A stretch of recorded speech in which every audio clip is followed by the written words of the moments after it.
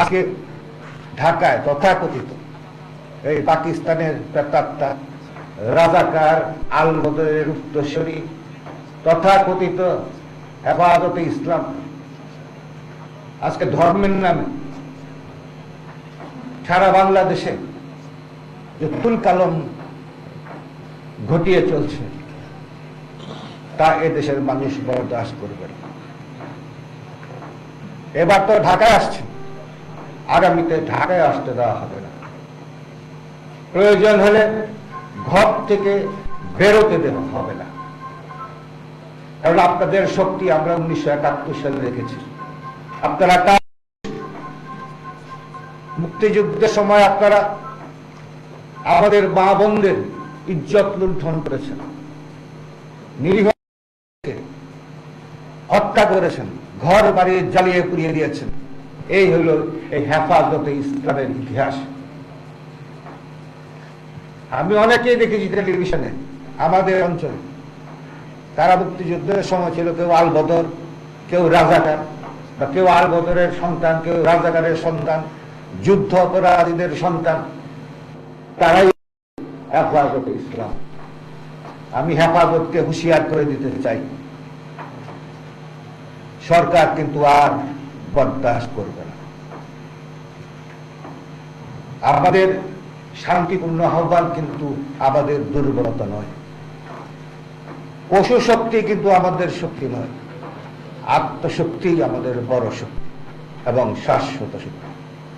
আমি হেফাজতকে উদ্দেশ্য করে বলবো যে আপনারা আপনাদের সমাবেশ শেষ করে শান্তিপূর্ণভাবে ঢাকা শহর ত্যাগ করুন। ইতিমধ্যেই হয়তো আপনারা জেনেছেন যে বিভিন্ন রাজনৈতিক দলগুলোর কার্যালয়ে হামলা করা হয়েছে, কমিউনিস্ট পার্টির অফিসে আগুন দেওয়া হয়েছে,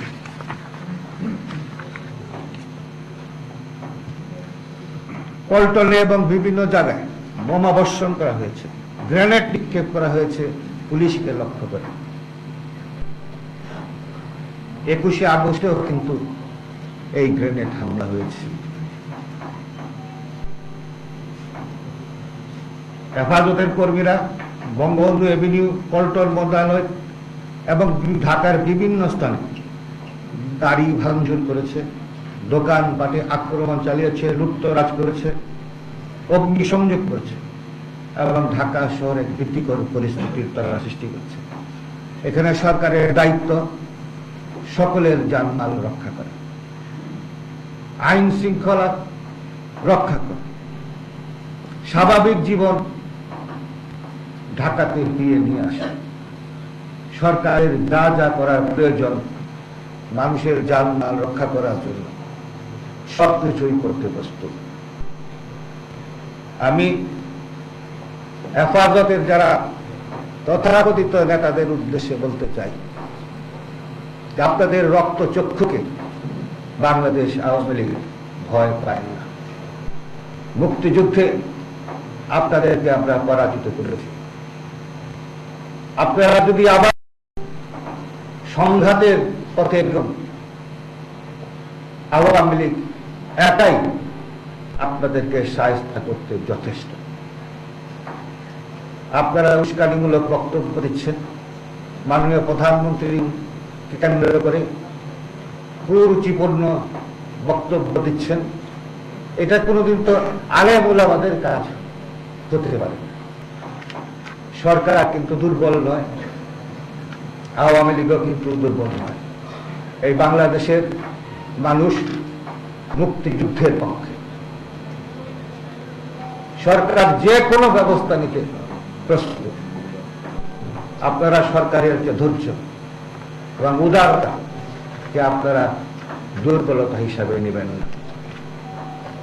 আমি আহ্বান করব যে আজকে সন্ধ্যার আগে আপনারা ঢাকা শহর ত্যাগ করুন। যদি না ত্যাগ করেন সরকার তার ব্যবস্থা গ্রহণ করবে।